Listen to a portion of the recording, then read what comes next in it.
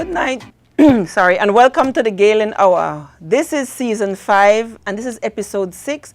We're in our last episode of this part 1 of a 2-part series. So it is a pleasure to be here with you again tonight. We are talking about Belize's medium-term development strategy, and the pillar we are starting to focus on tonight is the trade deficit reduction and government's initiative to reduce trade deficit. So it's a pleasure to be here with you tonight. We have a full house. All 3 of our guests are in studios. I will welcome them shortly, but I want to ensure we welcome our co-host, Ms. Gabrielle Hulse, who is joining us virtually tonight. Gabrielle, good night and welcome. Hi, good night, everybody. I'm so sorry I couldn't be there in person, especially when we have a full house, but I'm happy to be here. Yeah, we're happy you're here. We missed you last week, but we're truly happy to have you on with us tonight. So it should be a very interesting night. We have in studios with us tonight Mr. Sergio Tillett, who is a Senior Project Officer in the Belize Marketing and Development Corporation. Welcome, Mr. Tillett. Hi, and thank you for having we us look here. forward to your discussion and contribution to tonight's show. We also have joining us tonight Ms. Tricia Gideon, who is the Acting Deputy Director General in the Directorate General for Foreign Trade. Ms. Tricia, welcome. Thank you. And we have sitting to her, is that your right or left? Mr. Andy Sutherland, who is the Director General in the Directorate General for Trade in the Ministry of Foreign Trade. Welcome, Mr. Sutherland. Thank you. We're glad to be here. It is a pleasure. So we have a packed night for you with good information. This has been a truly educational series so far. This is our 6th episode, like I said earlier, and every single night that we've met on a Wednesday for Galen Hour, it has been information on one of the pillars. So we've talked about poverty reduction, we've talked about economic development, and now we're looking at trade deficit reduction. So it is a pleasure. I look forward to all the valuable information that will be shared tonight. I encourage you to stay tuned with us. We'll take a quick break and we'll start with our discussion. Stay tuned to the Galen Hour. With our unique student-focused services, Galen University prides itself in doing everything possible to facilitate the success of Galen Eagles. The flexible payment plans, student loan options, and Eagles scholarships make Galen affordable, accessible, and attractive. Treat yourself to the gift of a Galen education. Apply today and secure your spot. Come soar with the Galen Eagles. Visit our website at www.galen.edu.bz or give us a call at 615-3129 or 614-6415. Whether you're starting fresh or finishing what you've started, there's no better gift than the gift of a Galen education. Let 2024 be your year to discover your inner eagle. Visit our website at www.galen.edu.bz or send us an email at admissions@galen.edu.bz or give us a call at 615-3129 or 614-6415. This Christmas, unwrap a brighter future at Galen University, where the magic of learning meets the joy of the season. Welcome back to the Galen Hour. So we have our guests in studio. We're talking trade deficit reduction. And I want to start by asking our guests to just tell us a little bit about what their offices do. And so if we can start with you, Mr. Tillett, if you could tell us a little bit about what the Belize Marketing and Development Corporation does. Okay, sure. Good night once again. My name is Sergio Tillett. I'm the Senior Projects Officer for the Belize Marketing and Development Corporation.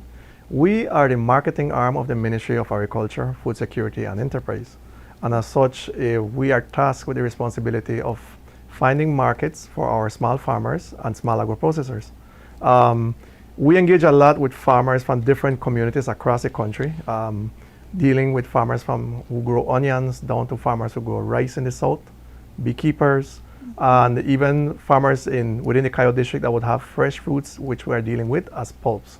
So all of these commodities, we will normally try to find markets, whether locally or foreign. And that's what we are working on, especially with countries like El Salvador and Bahamas, which we recently attended an expo there, to ensure that we could find markets and ensure that our farmers have a set livelihood when it comes to products. And all of this is going to link in to be able to have more exports for the country, and that's what we're discussing here tonight. Now, so that's what we're working on. Yes, wonderful. Thank you. And Mr. Sutherland, would you like to tell us what the Directorate General For foreign trade. for Foreign Trade? Thank you. Certainly. The Directorate General for Foreign Trade is the Department of GOB within the Ministry of Foreign Affairs, Foreign Trade that is mandated with the creation of trade policy, the development of trade policy, the negotiation of trade agreements, the implementation of those agreements, and of course we represent the country on all trade-related matters in international forums such as the WTO, the CARICOM community within SIECA and SICA, and any other forum where Belize has an interest in trade relations. Certainly, we provide the technical backstop to a number of government ministries that also have their hands in the trade realm, because trade is such a broad field that it covers the mandates of many other line ministries as well. For example, the Ministry of Agriculture and BAHA, those are heavily trade-related departments, and their mandate focuses a lot on what happens with trade. If you look at the Ministry of Finance and Customs, Customs is another partner to the Trade Directorate. And we look at the Bureau of Standards with the creation of standards and technical regulations. The Attorney General's Ministry, because all of this is treaty-based and is rooted in law. And there are many others that I could mention, but I think those are the main ones that we interact with on a daily basis to be able to execute our mandate. So the mandate is broad. It is broad, and it's absolutely important. When we're talking trade, we're talking about our economy and Indeed. really our nation's survival, I would want to think, to a great degree, right? All right, so thank you for that. We have a better understanding now of what you bring to this discussion, and I am really happy that you're here with us tonight. So if we could just talk a little bit about when we talk about Belize's trade deficit, and I know the term deficit has a negative connotation, but I don't believe it necessarily is exclusively negative. You know, when you talk trade, you have to be talking about, balancing trade. So if you could tell us a little bit about, when we talk about Belize's trade deficit, what are the things that we need to talk about? What's important for us to know? Sure. I could lead off. I could speak about the trade in goods aspect. My colleague Teresa would speak on the services aspect. Okay. But typically when the trade balance, when trade balance is being discussed and trade deficit is the subject of the day, they're focusing on merchandise trade. Or trade in goods. Well, there's a compendium trade in services aspect to it. Recently, you've been hearing that if we look at 2022 data, the trade balance would be around $2.1 billion in deficit. Meaning that we import $2.7 billion worth of products, and we export $485 million worth of products, and you would say, look at those figures and say the disparity is astronomical. But I always find it useful to unpack these numbers, because we live in a growing economy, a growing country. The tourism sector is booming, the infrastructure development in the country is booming, the housing market is continuing to increase and keeping pace. The services sector, such as the BPOs, are booming. You have new buildings going up. I always look at the buildings that Transparent has built on the highway, and are usually amazed at the level of development happening now. You look at the other sectors like the insurance. You see Atlantic Insurance, new building going up. All of this building has to come from, the building materials has to come from somewhere. And if we look at the imports, the majority of it is to fuel the development that we're seeing. If you look at the first top 5 imports into Belize, they number $1.09 billion worth of exports, the top 5. And we're looking at product categories such as minerals and fuels and construction materials. You're looking at machinery and mechanical appliances. You're looking at vehicles, and you're looking at, surprisingly, tobacco. Made the cut, top 5. So, that's the top 5 products being imported into this country, $1.09 billion. If you look at the top 10, that jumps to $1.67 billion worth of imports. And you're looking at articles of plastic, everything you import into this country that is plastic based. And that basically goes, into the productive sector, into your homes. You basically purchase articles of plastic everywhere, right? Footwear and clothing. You look at chemical products. You look at iron and steel and fertilizer, critical for the agricultural sector. They can't function without fertilizer.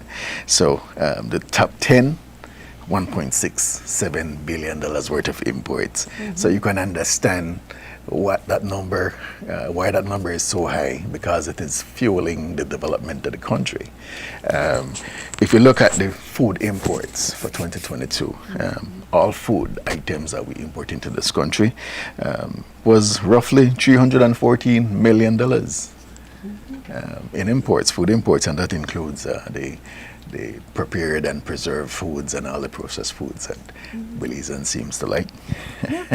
That is good, putting things into perspective, because you would think, oh, we have so much variety of foods and, a lot of it being imported, that sometimes you don't realize that that's not the major import Indeed. into the country. And if you compare that to what we export $485 million worth of products in 2022. Of that figure, 442 million is products for food and including live animals. We export a lot of food, the commodities, the processed foods, the juices, the Marie Sharps, etc. And the bulk of our exports are food. If you look at the difference, there's a $40 million difference between the food export and the merchandise and hard item exports and the manufacturers, etc. And that's a disparity that we're faced with. So what this is saying is that simply we're a net food exporting country. And if you take that into context, you would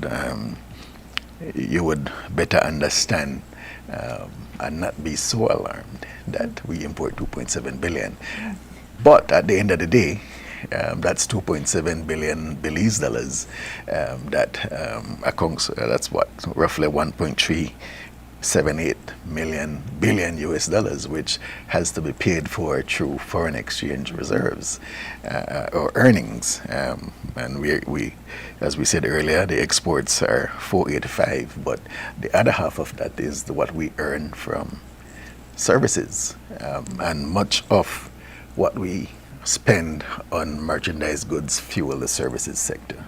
We're talking about the BPOs, tourism, the infrastructure development that is happening, the housing development that is happening. It has to be fueled by imports from outside. We don't produce these items, and that's where the disparity lies. Yeah, thank you for that. I mean, when you think about it, that our imports are fueling our development, then you have a whole different perspective at looking at our trade deficit. Thank you. So I agree. And I think many times people miss the services aspect because it's not tangible. And as he noted, that a number of our agreements are goods focus. And we have the EPA, which is the Economic Partnership Agreement between CARICOM, the CARIC Forum, and the UK, and then we have with the EU. But we also have one right here, close to home, CARICOM. And I highlight those two because those two include services. And services also includes the establishment of businesses and the movement of people. And he mentioned that the Directorate General falls under the Ministry of Foreign Affairs, and foreign trade and immigration. So I work a lot with immigration when it comes to the agreement with CARICOM, because to have services you need to move people, and people need to have the right to enter and to work in your country to perform those services.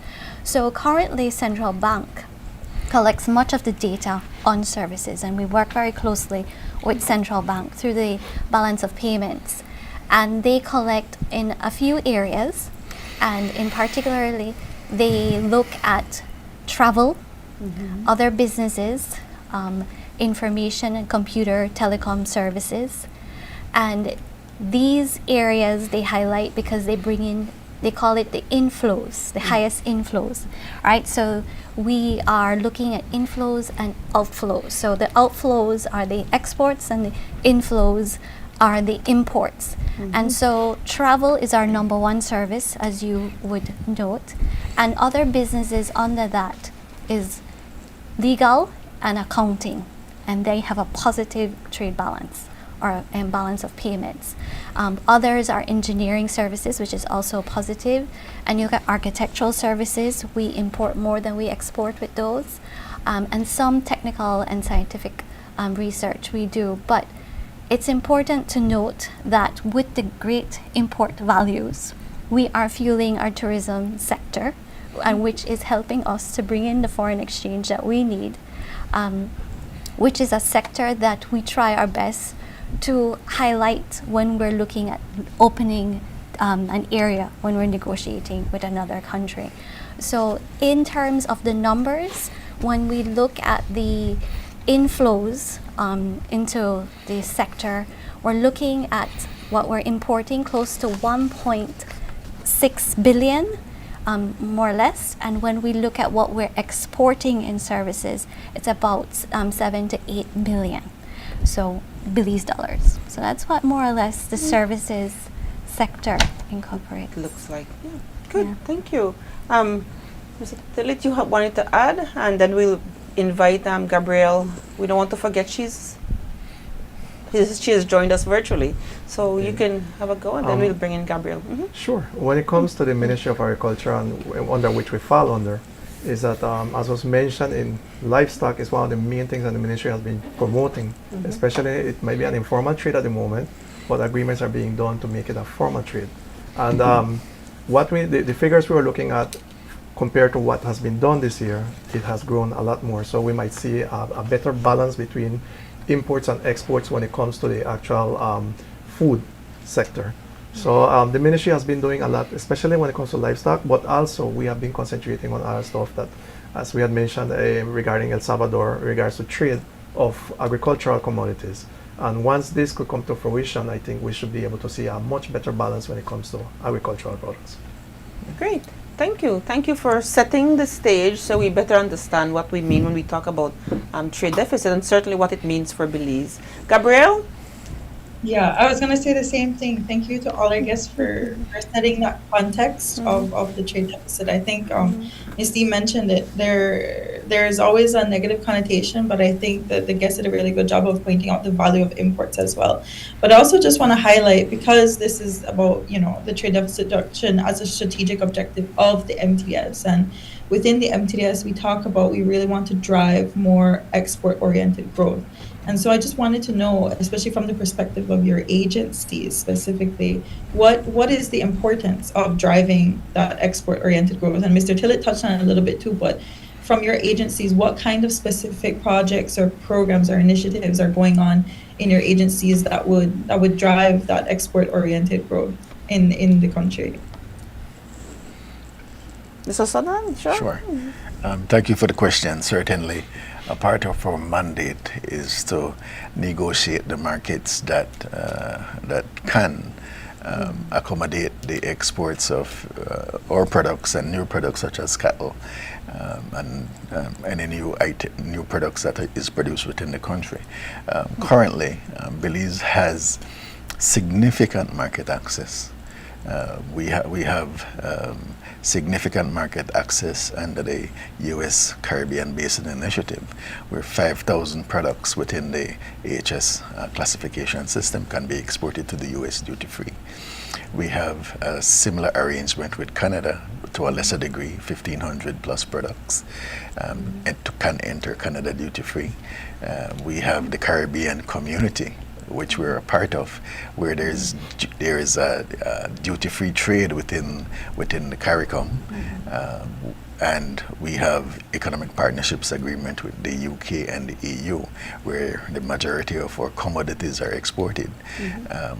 And those comprehensive agreement covers almost 100% of the products in the HS and anything that Belize can export.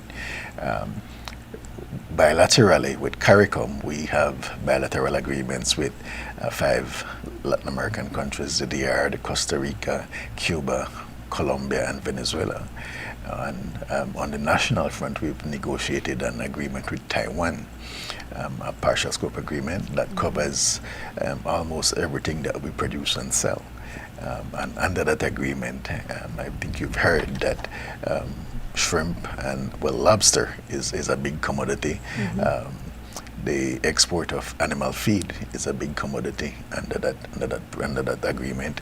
And recently, BSI had shipped 200 metric tons of direct consumption brown sugar to Taiwan. So the trade with Taiwan can happen, is there, and can accommodate the products that we can produce. We also have an agreement with Guatemala, an existing agreement, which under that agreement, live cattle can be exported formally. Under that agreement, there are other circumstances and challenges that the exporter may face, but these are things that can be overcome. And we're currently in negotiations. Well, we're about to enter negotiations in December with El Salvador for a partial scope agreement as well. And this agreement will cover much of the products that the Ministry of Agriculture is pushing, the fruits and vegetables, etc. So Mr. Mr. Tillett, my apologies, had mentioned earlier that they had gotten access for 4 main commodities being produced in Belize, and those are the risk. They have gotten clearance for the risk assessment to be able to export. These products would still face a tariff until the partial scope agreement is concluded, where the tariffs are negotiated away and they can have duty-free access there as well. And similarly, we're also positioning ourselves to negotiate an agreement with Mexico.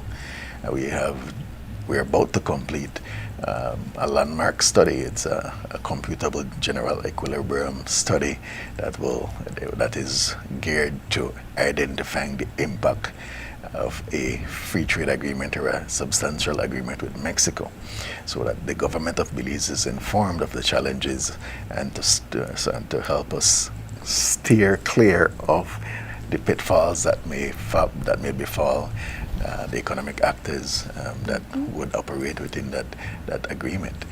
So definitely the ministry is doing a lot to be able to give our producers the access for the products that we're producing.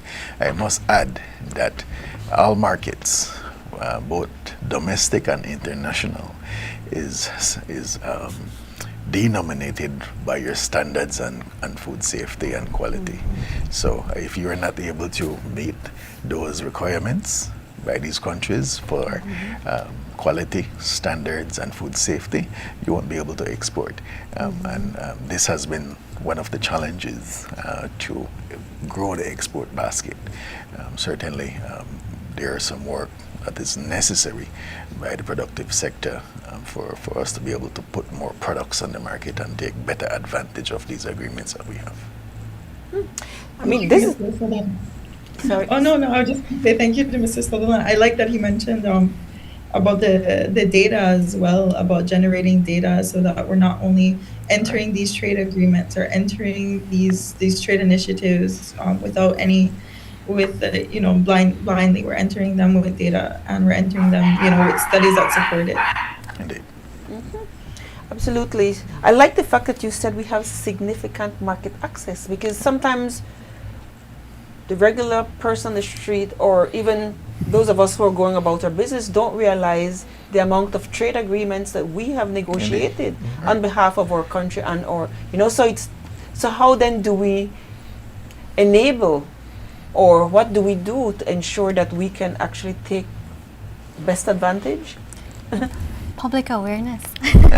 Public awareness, because with services, there's not a tariff. We talk about restrictions. And so we are already engaging in a lot of trade with services through the internet, going to Mexico for medical care, tourists coming here, Grace Kennedy setting up a branch in Belize, people, consultants throughout the region coming here to work and provide a service. That is trade. But these trade agreements just secure or lock in the preferential rates or remove the restrictions for these foreigners to come in and provide a service. And so that's the benefit of these trade agreements. But trade is happening outside of these trade agreements. Okay. Yes, so this is absolutely important. Protectionist policies. Do we still have these? I know as small countries and years ago, those were things we did to protect our local economy or local exports. Is that still something of major concern for us as a small nation? It is. Certainly, by virtue of being a member of CARICOM, we're a customs union that allows free trade, but there's a common external tariff that each member states must apply.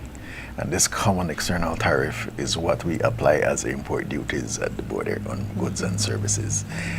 For most products, agriculture and food products, it's set at 40%.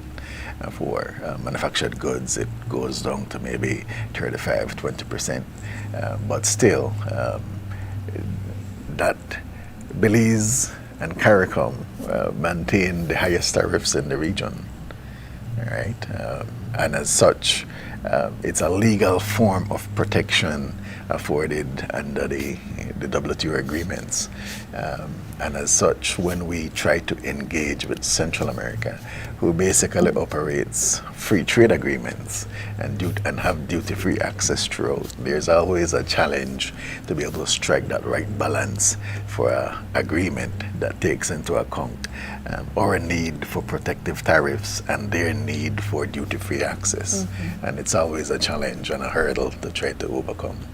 So yes, it is from that perspective a challenge for Belize. Yeah, absolutely. But at the end of the day, our government must look to the benefit of our growing nation and our growing exporters, right, as well. So it's a balance. You're talking balance of trade. It's literally striking that balance that benefits both us and still attract trade and export, trade and investors into our country. Mr. Tillit, did you want to? I know Mr. Andy mentioned earlier about the commodities we were lobbying with. The Ministry of Agriculture in March 2022 did a first visit to El Salvador to meet with where our fellow counterparts in the Ministry of Agriculture and livestock of that country. And we were noticing that there was like an overproduction of certain commodities, and we knew that there was a possibility of doing trade with them. As was mentioned, the pest risk analysis, which is the first step to be able to export, have been completed, have been approved. But then that's where the Director General for Foreign Trade will come in to assist with those tariffs alleviation so that we could compete, because we must remember that our fellow neighbors like Guatemala and Mexico are producing the same commodities, and they're doing this in larger scale. So their economies of scale is far better than what ours is, so they can compete when it comes to price.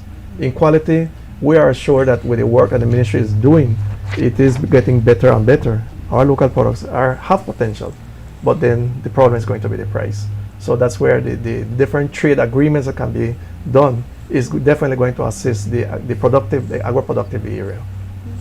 Okay, so there's absolutely a lot of work being done, a lot of work that needs to be done, but the work continues. We're at 8:30, 8:31 actually. So we'll take a quick break and we'll come right back to complete our discussion. Stay tuned to the Galen Hour.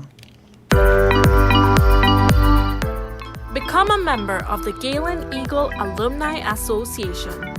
Reconnect with your fellow classmates, rediscover the Galen Eagle spirit, and reawaken your inner eagle. Come home. Come celebrate 20 years of excellence with Galen University. For more information, contact us at 615-3129 or 614-6415.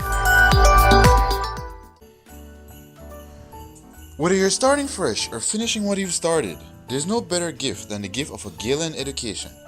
Let 2024 be your year to discover your inner eagle. Visit our website at www.galen.edu.bz or send us an email at admissions@galen.edu.bz or give us a call at 615-3129 or 614-6415. This Christmas, unwrap a brighter future at Galen University, where the magic of learning meets the joy of the season. Welcome back to the Galen Hour. We're talking about trade deficit reduction with our guests that we have on tonight. We have members of the Directorate General of the Ministry of Foreign Trade with us, and we also have Mr. Tillett, who is from the Belize Marketing and Development Corporation. So we were having a discussion that's quite interesting about trade in Belize and all of the agreements that we have negotiated with as many countries as have been listed by Mr. Sutherland within our neighbor, as well as in the north and the eastern part of our world. But we want to talk about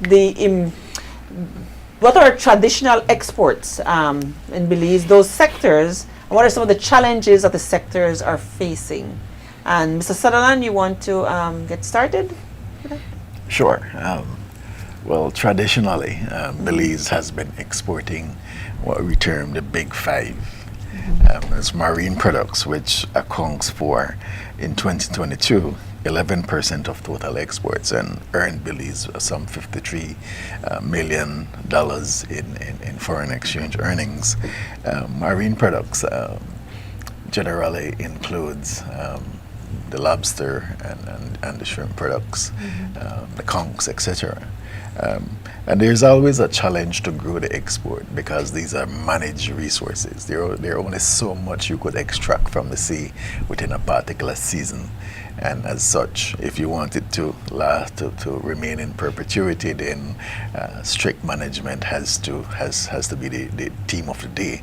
And if you look at the news, you've seen where the Fisheries Department has been active with confiscation and charging people for illegal harvesting, etc., or undersized harvesting, undersized product. So that has its limitation. But it's still a substantial portion of what we sell to the world. If you look at sugar is our biggest export. It accounts for 33% of what we export to the world. And in 2022, we earned $162 million worth of foreign exchange from sugar.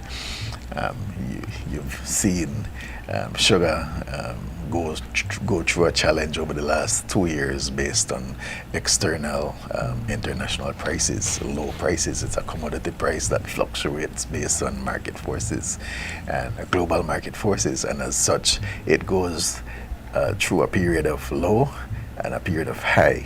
Recently we've seen in the news good prices being paid out to farmers because prices have cycled up, but sugar remains strong, but still subject to commodity, the fluctuation in commodity prices.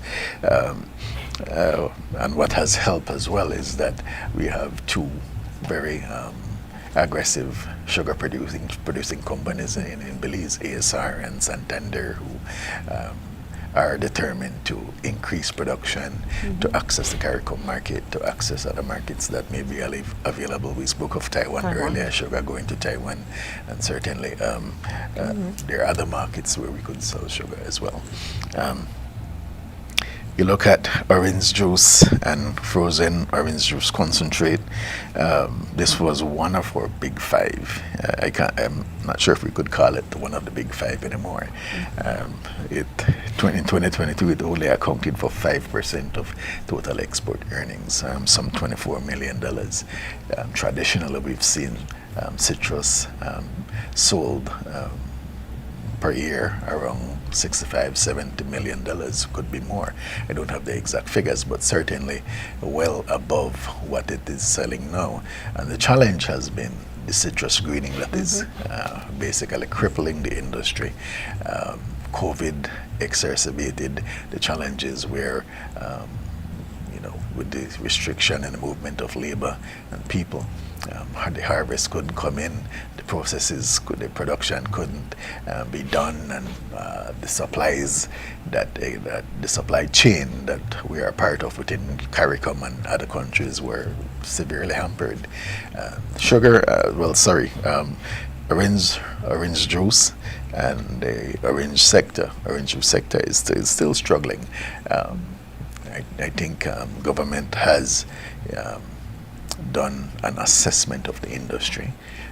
At one point, the government made available a certain amount of money for farmers to be able to diversify, improve the groves that they have, and expand the groves into HNLB tolerant varieties.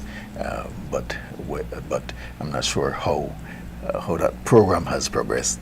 But any replanting that has to happen takes a period of time for those groves to mature and be able to produce fruit. We've spoken to industry operatives who've said that we're at least 2 to 3 years before we can reap any meaningful harvest from those new groves. So there's a period where a period of maybe 2 to 3 years where citrus may still be challenged to be able to get back to the numbers that they once were exporting, if they do get back to that number any at all. If we look at bananas, bananas remain strong and consistent. 16% of total earnings are earning $79 million worth of revenue for GOB, for the government or the country in 2022. Speaking to our associates in the Ministry of Agriculture, they're guarding against a banana disease. I think it's the black sigatoka disease that has affected most of the countries who produce bananas around Belize. It's not here as yet, so as I understand it, but with the proximity of this disease to our own industry, some are saying that it's imminent. When that would be, I don't know, and how it affects the industry, that's left to be seen. But still, our big five has been challenged, or under challenge, or will face challenge. So there's definitely a need to diversify. What is the fifth one? I've listed 5. I spoke to marine products, sugar, orange juice, bananas, and I think the fifth, well, big five, because there's a grapefruit sector, but I didn't mention grapefruit.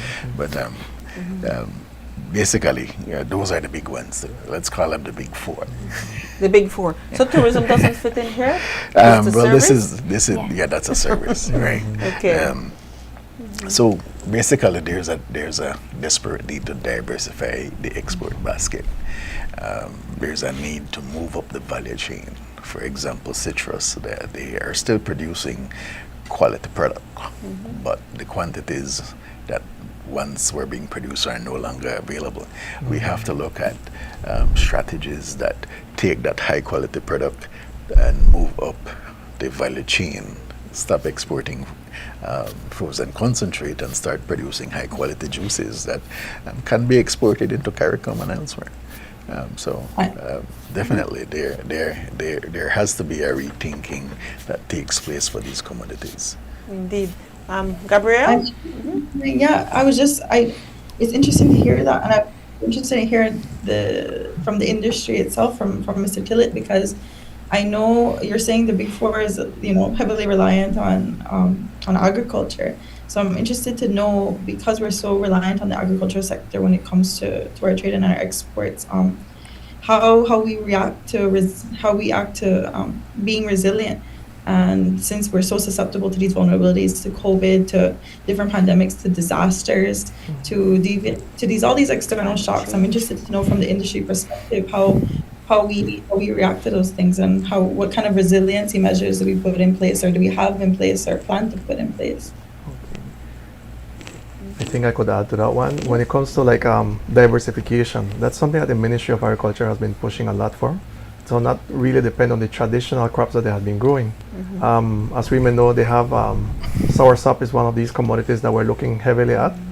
We have big companies like we have TKO in Cayo. We have Ayinha Farms in Lemonal area that they have planted acres of soursop to change this whole normal trade that we used to do. And we're looking at these, especially soursop, we're looking at like in concentrate form, juices. And then they're also looking at TKO, for example, is using the leaves for a tea that is used a lot towards the treatment of cancer, right? It has been proven already that it assists on that in that area. And they are focusing like half of their production towards leaf production for teas. Also, the ministry has been focusing a lot on, we have dragon fruit, which is something that they're pushing a lot for. We have some large orchards in the Cayo district and Orange Walk districts where we're having productions, like for example in Orange Walk, we had one particular farmer that was getting roughly between 5,000 to 8,000 pounds of pulp in every production cycle, and they get like 5 production phases within 1 year. So they're looking at this, we're keeping it most like in pulp form so that we can do for export. And this is one of the things that the BMDC has been focusing a lot lately as one of the products that we're working on, where we are looking at CARICOM, and also we're looking at Central America as potential markets to export these pulps. We are working on the packaging, we're working on the labelings and everything else that we need to get as, what should I say, like a foundation to be able to achieve this goal. So there are other fruits that the ministry is trying to push into so that we could diversify from the usual sugar like in the north or citrus in the south. So hemp and soy, I know those two were once listed as non-traditional areas. Are those still areas that the government is considering? Soy for sure. Soy I for think sure. the Ministry of Agriculture is pushing a very robust soybean production program, and we recently visited a processor in Blue Creek who is installing a very high technology factory for processing soybeans into meal and oil. And the soybean, there's a lot of byproducts from processing soy. You get the meal, you get the oil, and you can do other things with the bean itself to produce soybean oil. Food and refined. Yeah. And it feeds into the animal feed Indeed. production. So with the inbuilt capacity of that factory, Belize will be able to, once the production is ramped up and the processing is at full capacity, we've heard estimates of maybe producing 20 metric tons of oil per day. That's if it runs at full capacity. But there is why is that important? Because that's a growth sector. The region, CARICOM, that we're a customs union, that we are part of the customs union, imports significant quantities of soybean oil, both crude and refined. What will be produced in the first instance in that facility would be crude, which can be exported to CARICOM, and the facility will be producing a high quality crude oil, and they have said that they have plans to refine as well, which is also a very lucrative market within CARICOM and elsewhere. That's a growth sector that should be pursued. We look at animal feeds. We've done very well with animal feeds recently. 10% of the export basket in 2022, $52 million. I think that's the highest ever in the export of animal feed for the country of Belize. That can grow. That's a growth sector. People need animal feed to feed livestock. If we can ramp up the production and explore additional markets, it's something to look at. And as my good friend mentioned, the production of soursop and coconut is the next big thing that is happening, which the companies, CPBL, etc., are positioning themselves to be able to process these fruits into products. So definitely diversification. We're not starting; it's underway, but we need to keep the focus going and be able to produce these products to sell in the very near future. And Andy, I just wanted to add, like, even though you put the 4 top commodities, Right. grains Indeed. are very important to the economy of Belize. Red kidney beans, these are primary products we're exporting into CARICOM. So, and it's where we want to increase production. Right. Good, Indeed. very good. I mean, it's really good to know that we are exploring the non-traditional opportunities, knowing that we saw what COVID did to us, knowing that we have to move into other areas to sustain our economy and our trade. But can we truly not talk about tourism? We Tonight? can, but I think to talk about tourism is really to talk about the overarching area of services, because as I mentioned earlier, we're not talking about tariffs. We're talking about restrictions which come in the form of legal restrictions or policy restrictions. And as noted, the top services sectors, tourism, ICT, and other businesses, we currently don't have many restrictions in place for tourism. And not having many restrictions is not necessarily a challenge, it could also be an opportunity. Many of our services sectors are not well organized. Like the ICT, even though we're exporting a lot of it, we have an ICT association, we have a tourism association, but we don't have any legislation governing the ICT sector. So what does that mean? It means currently that the sector is open, foreigners can come in and operate, and that means they're competing with our local ICT personnel. Is that a bad thing? No. But if you know what the vision is for your sector, then you can craft a law that will meet the needs of your people here. It's the same with the other business sectors, such as engineering and architectural, which are very developed, and they have legislation.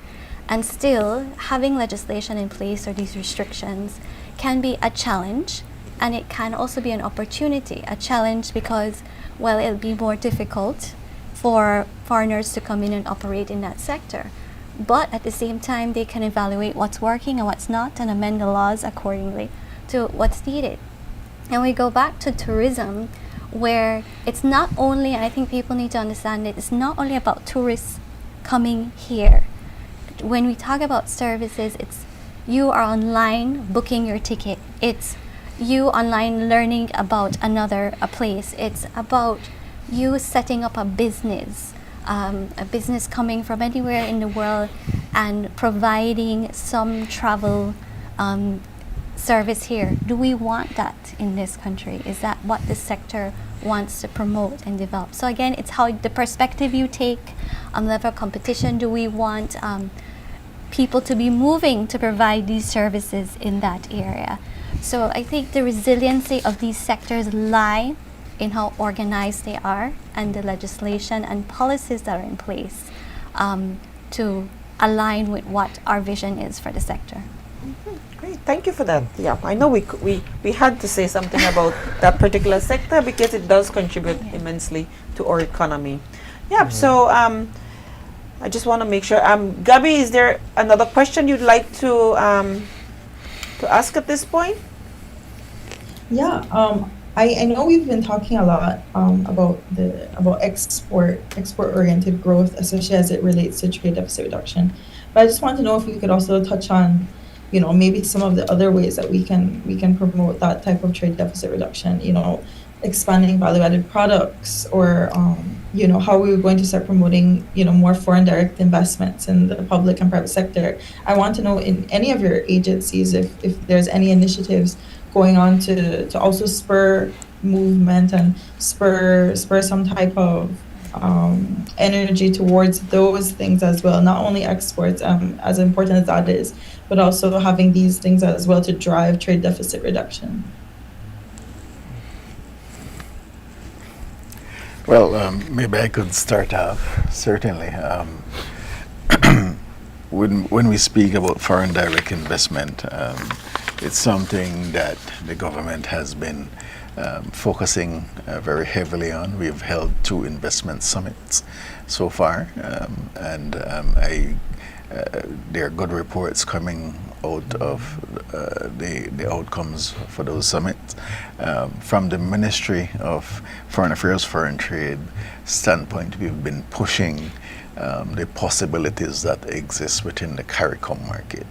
As a integrating member, as we said earlier, the synergies exist, the markets exist, the demand exists within CARICOM to fuel growth for Belize. You would have heard about the recent initiative of the Conference of Heads of Government of CARICOM, who has said that by 2025 they want to reduce the food import bill by 25%.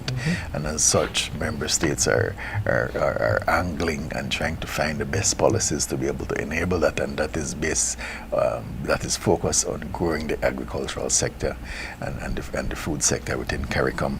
And I'll just like to maybe quote some numbers to you that would be of interest to any investor looking to want to venture forward into a product that they can sell within CARICOM. If we look at food preparations over the period 2018 to 2022, CARICOM imported on average $269 million US worth of food, prepared foods. That's processed foods, all right? Certainly, that's a sector that we could look into. And why I say it's a sector that we could look into, because if you understand how CARICOM operates, the common external tariff is a barrier to outside, to external importation into the region. And as such, if a product does not exist or is not being produced in CARICOM, but it has a high demand, that member state can apply for what is called a CT suspension, which, if approved by the COTED, the Council on Trade and Economic Development, and that country is allowed to import that food into the region on a duty-free basis, right? And that is for consumption, and it can also be an input into the productive sector, into the manufacturing sector. But if that demand can be met by any CARICOM country, that approval is not granted, and that country is obligated to source that input from us, right? We've seen this for sugar, and this was one of the big challenges we've had with Trinidad and St. Kitts and some others when it comes to the importation of sugar into the region. It drills down into a very technical argument about standards and specifications, etc., etc. But at the base of it is that when we took the case to the CCJ basically opined that the CETs to be respected, and that Belize should be afforded the opportunity to trade within the region. Since that case, Belize has sold $20 million worth of sugar more. How do I say it? 20% more. 20% more worth of sugar into CARICOM over the last couple of years. It's not 20%, it's $20 million more, right? So definitely, it shows you that if we are aggressive and we have the product we can sell it into CARICOM, and we can benefit from the opportunities that exist in there. Just to name a few more products, cement. We have a cement factory. CARICOM imports 153 million US dollars per year. There's an opportunity there if we can align the rules of origin and the production to be able to access that market. Something, the category of sweet biscuit, cakes, pastry, etc. Amazingly, they import $126 million worth of product. Right? Who can't bake a cookie? Who can't make a biscuit? We produce some products here. We do some. We just need to produce it at a quality and at a standard that is exportable. And we would have access to these markets. Of course, these things are affiliated with brands, etc. But if there's a sweet tooth in CARICOM and you can produce something good, then you could sell.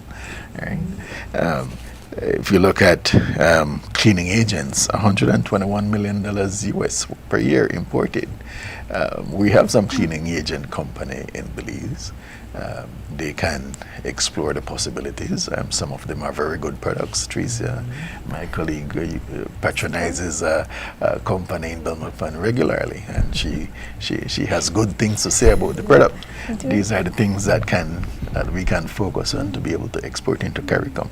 So when it comes to foreign direct investment, there is a need for it, indeed. But there's much we could do as nationals within this country to be able to fuel some of the growth that is necessary. We just have to be able to be brave enough to take on the challenge and seize the opportunities. Absolutely. Would Beltrade be the department, the office, the agency who would assist our local people if this is the route they want to go, if they have a good product that they want to enter into one of the CARICOM countries? I mean, I know that the CARICOM countries come to us on trade missions for exploratory purposes to see which of their products can sell here, what are the opportunities here. So, I mean, I would be absolutely surprised if we're not doing the same, and I do believe we are doing the same. Yeah, indeed. Indeed. Beltrade plays a central role in export promotion. And as such, they do provide a significant amount of assistance to persons who want to produce and export. Indeed. Yep. So there's just a lot going on, and there's just so much more room for growth. And we do know that we need to look into the non-traditional areas to grow our country, our economy, our trade, and to hopefully reduce our trade deficit, since that's what we are really talking about tonight. But everything else is linked to it. We are running down to the last couple minutes of our show tonight, and I wanted to give you all those few minutes to give your last words. Okay, so you want to let us start with Trisha. We'll come back to you, Mrs. and then Mr. Tillit, and we can come back. Sure. To you. No. Well, in terms of the services sector, I think opportunities exist because it's such a new sector, and it's new for Belize because it's not well regulated. And I encourage persons who have a services sector that they want to export, that they be organized, that they think about what it is, where they want to take that sector, what markets they want to access, and to put in place the regulatory framework to assist them. Because it's important that if you want to interact with another country, they have their rules in place, they have their house clean. So it's important that we also put our house in order so that we can engage on a more level playing field.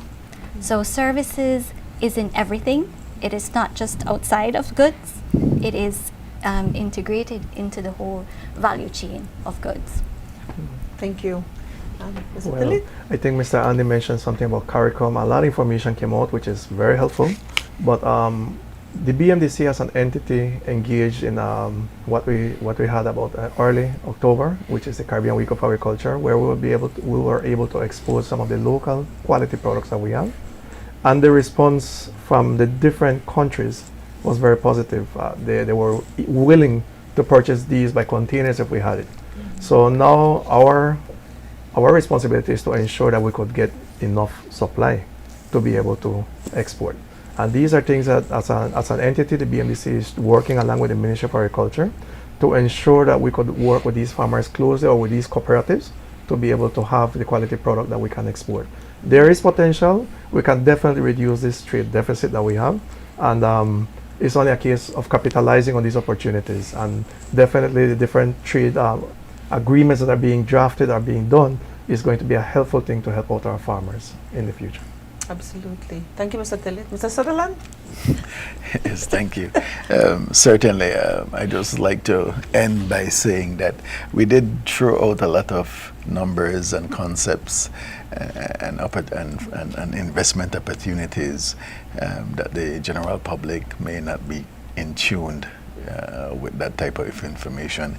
If you want to dive deeper and understand more, please contact us. We're available. We have our website, dgft.gov.bz, I believe. And you can always come visit us in Belmopan, where we'll be happy to speak to you about these things and share the information. We do share information with our colleagues, colleague ministries or agencies like Beltrade and the Ministry of Agriculture on the investment possibilities that are inherent in the CSME in CARICOM, and we'll be glad to share it with our public sector as well, private sector. And private sector. Yeah. Thank you, Mr. Sutherland. Gabrielle, would you want to give any closing remarks? Remember, this is our final episode for season 5. Until we meet again in January, when we pick up the second part to this 2-part series, and we'd start again on January 24th, so in the new year. So, Gabrielle? Yes. No, I just wanted, I think it's been such a great opportunity to highlight all the work of the MTDS, and we've only covered 3 of them: poverty reduction, economic transformation, and today was trade deficit reduction. And I just want viewers to know that even though, we've only had, a few ministries highlighted, the MTDS is a whole of government approach, and it belongs to the entire government. And there's so many other line ministries that are still yet to be highlighted and doing so much work towards it. So just continue to stay tuned, and there's so much more information to come on what all the government's doing in order to achieve our 6 strategic objectives for the country. So thank you again to Galen for highlighting this. Thank you, Gabrielle. You have been a fabulous co-host. I look forward to working with you on the second part of the series in the new year. And I want to thank our guests for joining us tonight, for the valuable information, for making things a lot clearer for us when it comes to trade deficit. And understanding what it means, understanding what our government is doing to reduce the trade deficit in our country. So I thank you all for tuning in. This brings us to the end of the Galen Hour and to the end of season 5 of the Galen Hour. But we do have 2 special episodes of the Galen Hour coming up on November 29th and December 6th, and those are being dedicated to our observance and advocacy for an end to violence against women and girls. So we're supporting the 16 days of activism in the next 2 episodes that are coming up. So while we'll be back on the 29th, it's not to talk medium-term development strategy, but it's a talk about what's an absolutely important topic in our country, and that's ending violence against women.